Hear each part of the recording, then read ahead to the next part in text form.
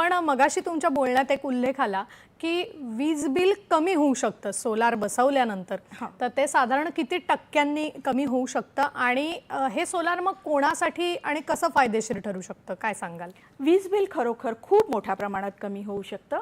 अगदी 70% 95 ते 98% वीज बिल कमी होऊ शकतं. आणि या सोलारचा फायदा सगळ्यांना आहे. रेसिडेन्शियल कन्झ्युमर्सला आहे, कमर्शियलला, इंडस्ट्रियल सर्व ग्राहकांना याचा फायदा आहे. तर सोलार हे रूफटॉपवरती छतांवरती बसवता येऊ शकतं, ग्राउंड माउंटेड म्हणजे जमिनीवरतीही बसवता येऊ शकतं, शेतांमध्ये, कार पार्किंग अशा सर्व ठिकाणी, कारच्या ज्या शेड्स आहेत त्याच्यावरती अशा सर्व ठिकाणी सोलार बसवता येऊ शकतं. फक्त ज्या ठिकाणी तुम्हाला बसवायचंय ती जागा पूर्णपणे सावली विरहित म्हणजे शॅडो फ्री असली पाहिजे.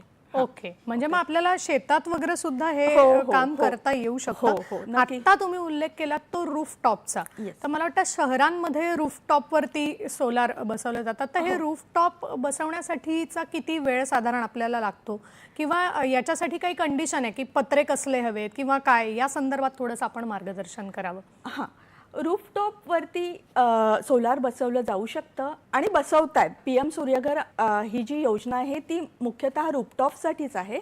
तर त्या अंतर्गत शहरी भागामध्ये किंवा ग्रामीण भागातही रूफटॉपवरती सोलार बसवलं जातं आणि त्याच्यासाठी जागा जी लागते ती साधारणतः 1 किलोवॅटला 80 ते 100 स्क्वेअर फीट एवढी जागा लागते.